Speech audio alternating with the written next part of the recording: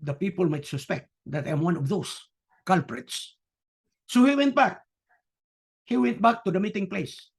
He said, nobody will suspect me that I am one of the groups that is on this meeting place.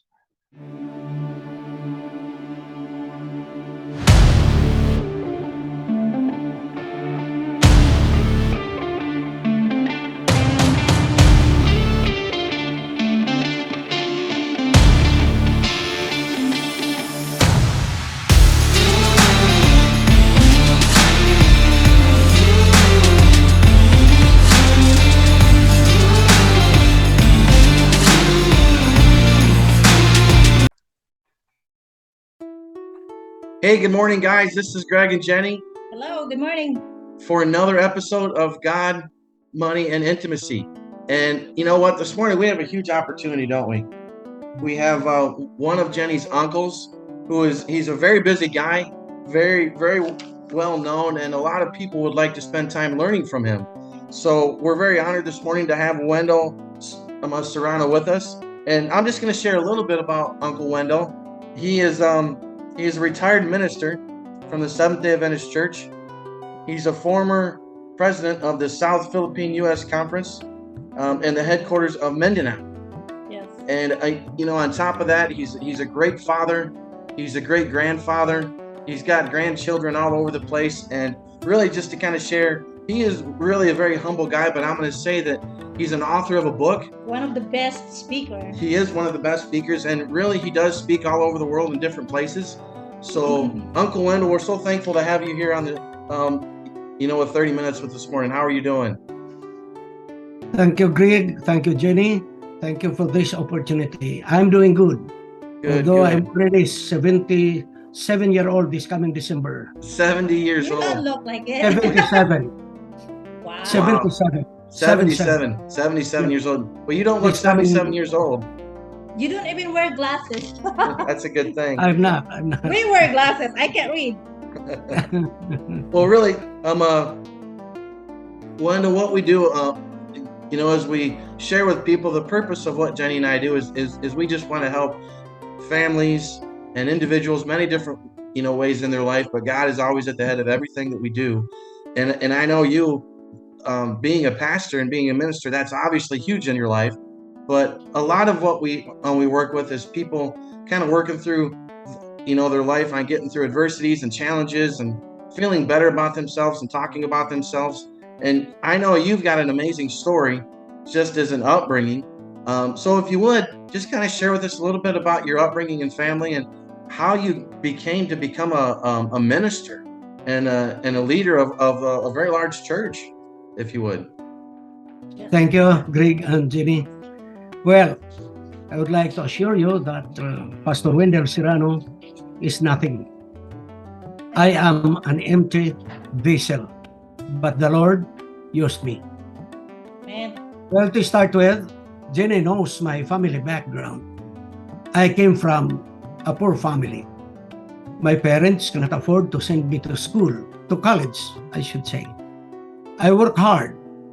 I left my own village and went to a city, in Davao particularly. I was able to find a family, a member of our church who accommodated me to work in his household as a houseboy. But he's going to support me in my college study from high school because I will take care of his only son to be with me in school. To shorten the story, I worked as a houseboy for solid 7 years. 7 years. And then, from Davao City, Jenny knows the place, I moved to Cebu because his son is also on college like me. We were classmates. We both took up medical technology. Wow.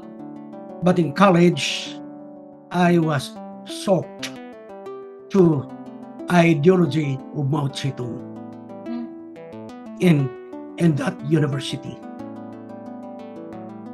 I really absorbed his teaching. For whatever reason is, I got married with my classmate in that university. And then, not long after, when I was out of that university, martial law was declared. And almost all of my colleagues in the movement against the government were put in prison. Had I been in that university for that time, I could have been in prison too. Oh, yeah. But for some reasons, I was not able to finish my medical technology. It's a long, long story. And then we moved to Bukidnon. Jenny knows the place. Beautiful place. And then in that place, I've got my spiritual birth in that particular church. For whatever reason, the church leaders, the local church leaders, seen in me, which I've never seen, what is in me.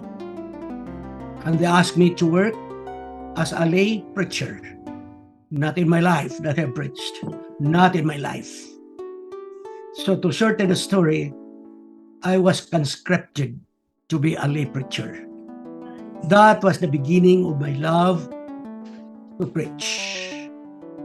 But then after that, I stopped being a lay preacher and we moved to another city and worked as a literature evangelist. Literature evangelist, or we call it colporteur. And then I found a job as a salesman of a certain pharmaceutical company. Then, when I attended a church in one of the cities, when I was asked to give a testimony for the young people, after my short speech, an old man came to me and asked me to have a talk. He introduced me that he is a retired pastor. And he said, "What is your work?" I said, "I'm a salesman of a pharmaceutical company. I have my vehicle service over there." And that old man pastor said, "You stop working with that company and be a pastor. Be a pastor." And he said, No, I have no means. I'm not married. It's gonna be I hard. said, "You go to Mountain View College, our own very own college. You go to Mountain View College and enroll in theology. I'll take care of everything." But you know, Oh. I was disgusted with that old pastor. I don't want to be a pastor anymore because I love the work of a salesman. But along the way, while I was driving to my, to my territory, I was the one driving and I met an accident. I was not able to manage the vehicle rightly and the vehicle ran turtle. And the Oh. first one that I remembered was that old pastor. I said, "Lord, are you calling me?" But then it was forgotten because the company really pampered me because I top in sales. Wow. The management said, "Don't worry, we'll issue a new vehicle for you." And then I was transferred. I'm trying to summarize it in short. And then I was moved to another place that is in Agusan del Norte, my home place, and Surigao del Norte. I worked there. And suddenly, in November 29, 1973, I got an accident. My vehicle ran off from the bridge. I almost died. And then I became sickly and I resigned from the work. I resigned from the work. I was very, very sick for 2 months, skin and bones. And my wife pleaded with me, "Let's go back to Bukidnon and work as a preacher and let us save money. And I will be with you, whatever sacrifices, so that you can study at Mountain View College." Greg and Jenny, me as a pastor was not my plan to start with.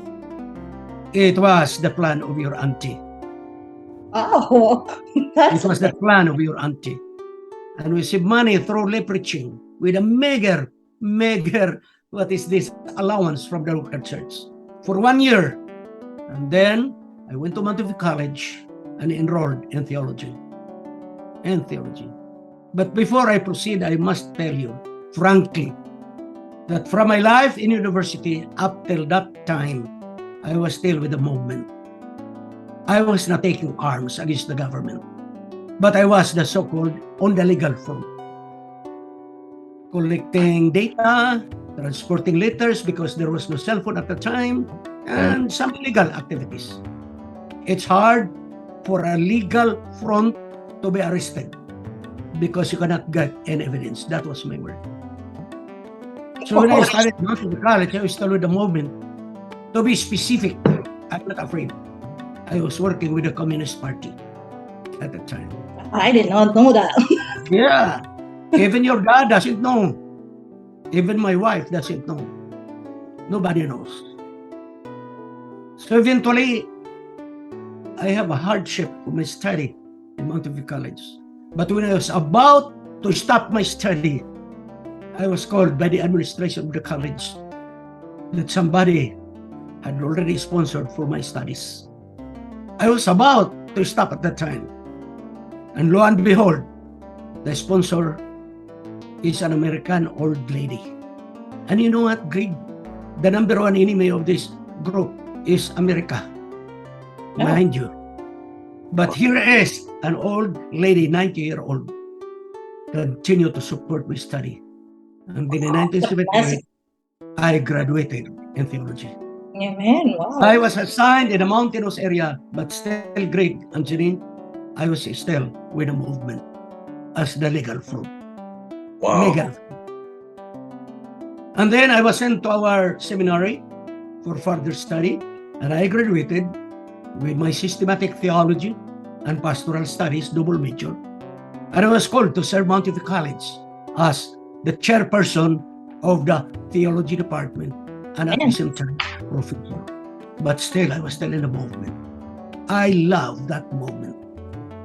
I was shocked with the teaching of Mao Zedong. And then I was called to serve the Davao Mission. Jenny knows the place. Mission is equivalent something to your local conference. Right. I was asked to serve as mission conference president. But Greg and Jenny, I was still with the movement. You know my contact. You know my contact. We're not ordinary people. They're the top brush. They're the top brush. I'm not exposed to the lower ranks, but I'm exposed to top leaders. And then suddenly, a close friend of mine came to my office in the Davao Mission when I was the president. And he said, Pastor, I know you personally from head to foot. I know that you are in the movement. I said, so what? What's your problem? He said, are you not embarrassed? What if you'll be arrested in your office? Will you not embarrass the whole church of the world? Greg, that struck my head. And I said, I'll think it over. And my friend, before he got out from my office, my friend said, you used to pray your visitor before getting out from your office, but now don't pray for me. I will pray for you. And we knelt down. And the Holy Spirit spoke to me. When my visitor left, I cried. And I said, Lord, help me. Because, Greg, ideology is an opium. It's very hard to get out when you are on that ideology. Then and then, I gradually pulled out from the movement and did not talk anything about the movement. When you get out from that movement without talking against them, there's no problem. The big problem is that when you got out and then you talk against it. Then So I did not talk anything about it. I did not talk. And God led me from there. And later on, I was called by our headquarters of the South Philippine Union Conference. That is the office of all Adventists in Mindanao. That is all Mindanao. As a director. And then I was appointed as president of Southern Mindanao Mission. The headquarters is General Santos City. Jenny knows the place. Yes. They stayed in that That's where Pacquiao. territory. They stayed in that territory. After serving there, I was called back to the South Philippine Union Conference. Greg, South Philippine Union Conference is one of the biggest unions in the world. It is one of the biggest union in the world. Yeah. Wow. And then I served there as executive secretary. Not long after, to shorten the story, I got elected Yeah. to the topmost office, the president of Mindanao, the president of South Philippine Union Conference. You know, Greg, when I look back, I cannot help but keep on thanking the Lord. Yeah. That no matter who you are yesterday is not important. It is important who are you today. Today. In January 2011, I retired. But my focus in the ministry, even until now, is focused on family issues. Amen. That's why I am called seminar here in the Philippines and outside the world to give me talk about family issues. Without you asking why my love is on the family issues, I would like to tell you what is the rationale behind. Because my major in theology is systematic theology. And systematic theology, for the information of everybody, is a combination of logic, philosophy, language, and theology. But Yes. then, I focus on family for a simple reason. No matter how good you are in biblical studies, if you have a bad relationship with a family, you are nothing before the Lord. Even if you are ignorant about the Bible, but then if you serve the Lord according to His will, according to the commandments of the Lord, and have a loving relationship with your wife, with your family, I believe you are in the nearest point of the kingdom of the Lord. Amen. That's why I focus. That's one reason. But the most reason is that without you asking Greg and Jenny, you don't know us, Jenny, because you left the country when we were still active in the church. You were still young when you left the country. You don't know what was our marital relationship with your auntie. In the first few years, Greg, our relationship with my wife was really havoc and turmoil. We quarreled a lot. We shouted a lot. How many times my wife tried to leave me and go back to his province. But the Lord hold us still. And then when I became a pastor, especially when I served at Mountain View College, where I was conscripted to teach the subject named Christian Home, wherein the textbook is Adventist Home. Upon reading all the writings of Ellen White about family issues, my heart was melting. And I said, in my ministry, I will focus on the family because I'm going to shout to the world that there are no marital problems that have no solutions. That's right. All marital problems have solutions. Maybe you are different in countries. Philippines and America are too different when it comes to marital relationship. But I must say that our church must be guided not by the law of the republic of the country, but our marital relationship must be guided by biblical principles. That's why, on that aspect, may I say, separation is not always the best solution. So some countries in the Western world might fight against my statement, but I will stand for that because that's what the Bible says. That's why Greg and Jenith, every time I stand before the people about family issues, in the last portion of my presentation, I always say that Pastor Wendell Serrano is standing before you because my only mission is to tell you, no marital problems that have no solution. It has always its solution. Just let God be with us.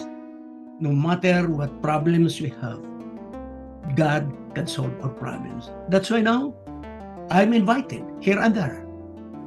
Yeah, we love your program. even private organization, even government organization. They're spending a lot of money for our plane ticket, for hotel accommodation, and for, of course, there is an honorarium being a retiree pastor. I'm not embarrassed to say that, because my honorarium is the one that gives life to this YouTube ministry of mine, because this is self-supporting. Yeah. And then somebody urged me to write a book. Right. My son urged me to write a book. He said, "Dad, every now and then I heard your life testimony, how God called you. Every now and then I heard, why don't you put that in a book?" There you go. And I said, "Son, I'm not a writer. I'm a talker. I'm a talker, but not a writer." We know a talker does not think much, but a writer has to think first before he writes. But then another good friend of mine, she's now in America, very good friend, very frank friend, very, what is he? Very, what is this, shall I say, a loyal friend.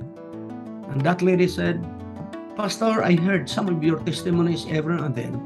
Write a book." And he said, "I'm not a writer." I said, "You can write. Just tell us what happened to your life."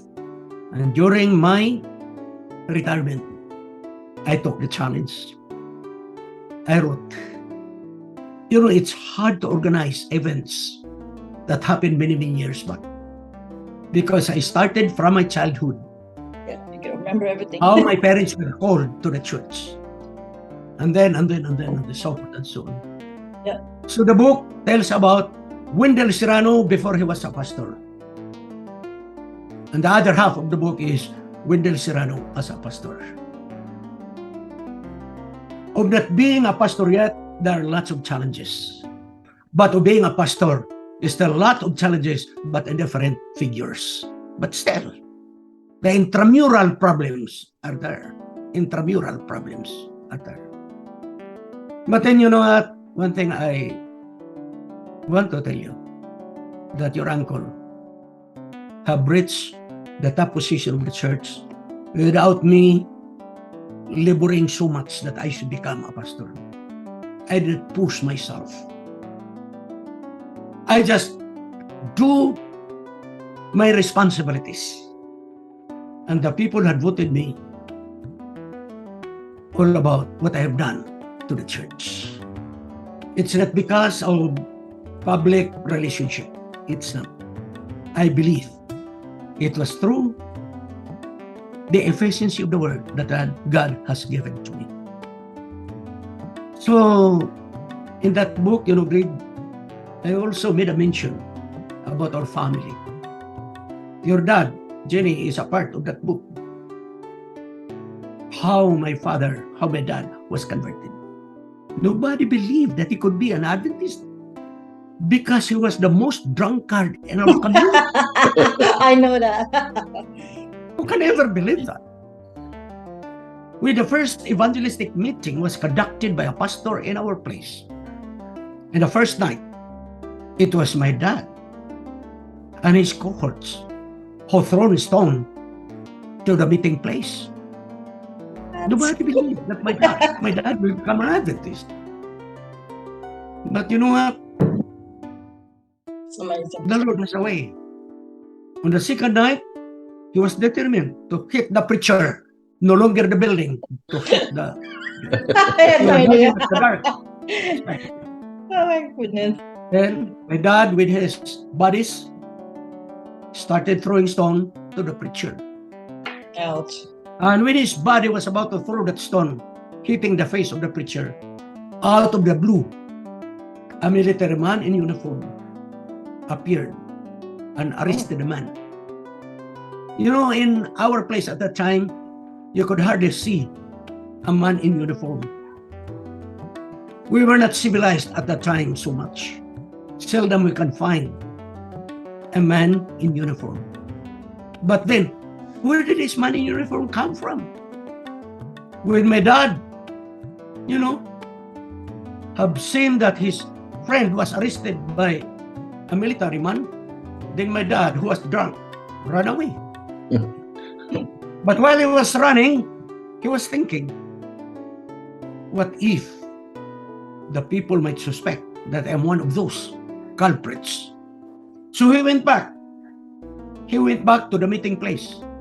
He said, nobody will suspect me that I am one of the groups that stoned this meeting place. So he makes sure the people inside the meeting place. He was at the back portion of the meeting place. You know, being drunk, I think the Lord had spoken to him. People might still think that I am the culprit. So he went to the front. Said, nobody will suspect me because I'm already the front. So I'd like to pose as a good listener looking at the preacher. How knowing the preacher talk about the love of Jesus Christ. And the preacher said, if you love Jesus Christ and give your life to Him, I'm ready to pray for you. Is there anyone who would like to give his life to the Lord? My dad looked around, many stood up. And he stood up too. Said, nobody will suspect me because I am with a group standing. And the preacher said, for those who love more, God, come to the front because I'll pray for you. My dad was drunk, become sober at the time. With the prayer of the pastor, touched the heart of my dad.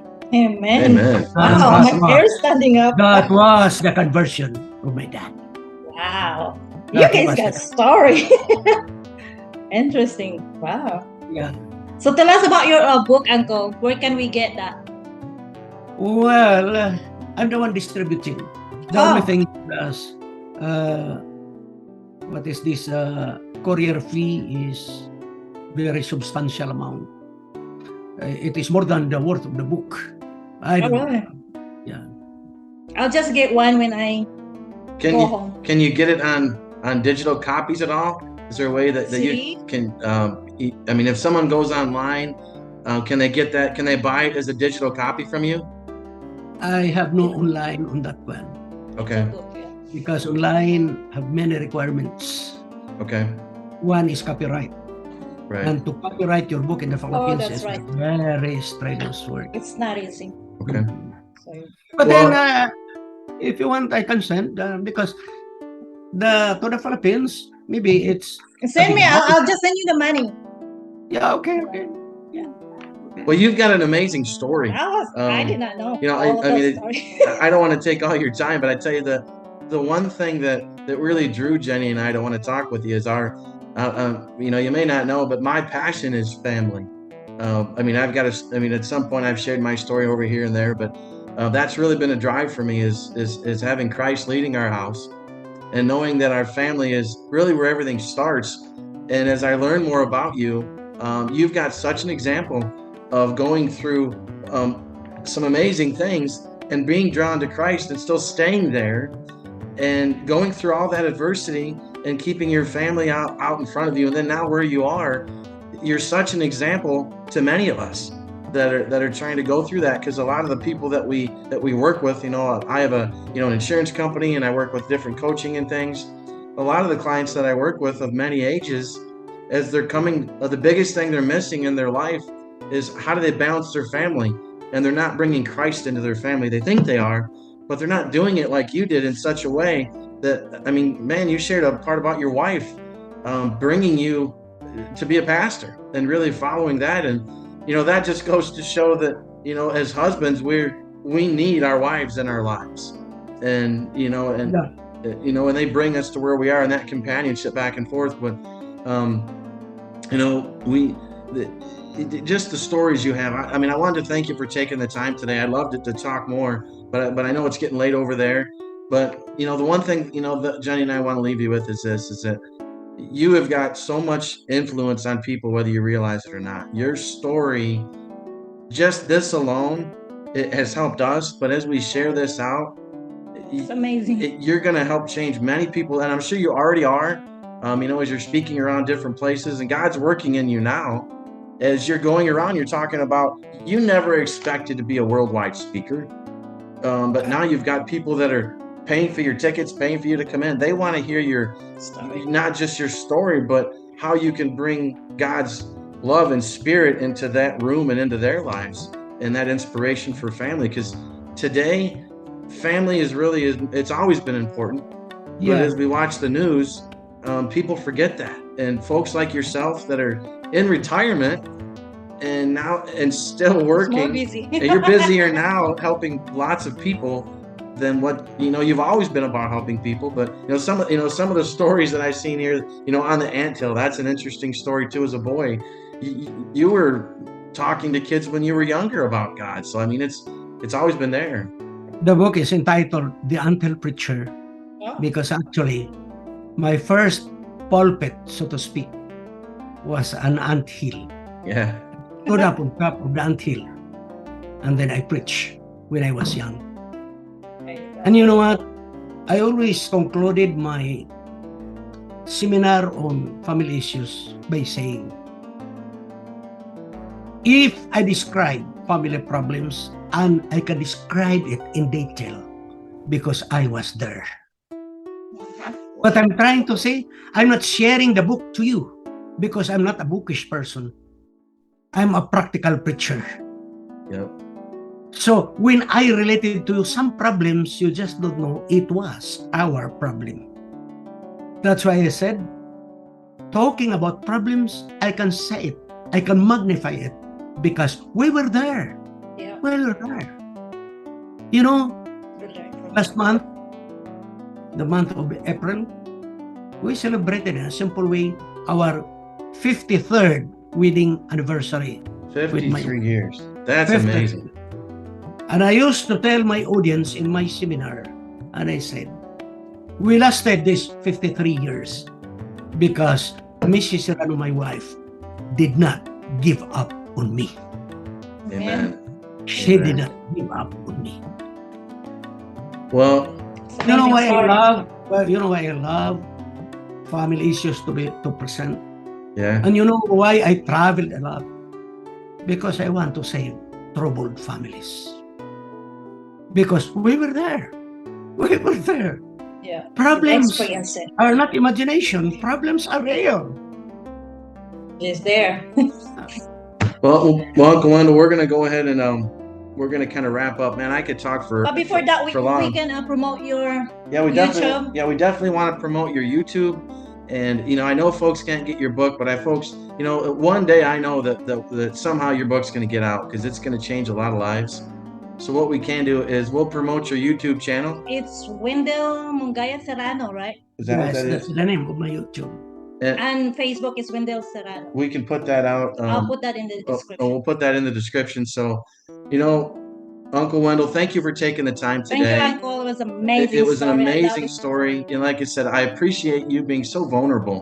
Very humble. As I'm learning to talk with people, you're a good example of sharing your story, your problems, the how you overcame them, because it lets people know that none of us are perfect.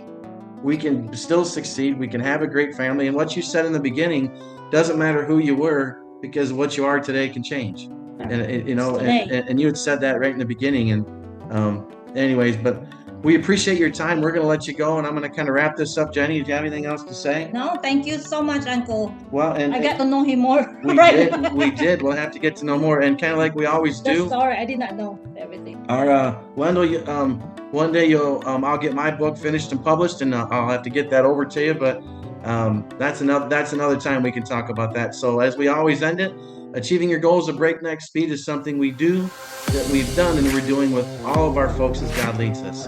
Hey, we love you guys a bunch. Have a great Thank day. you.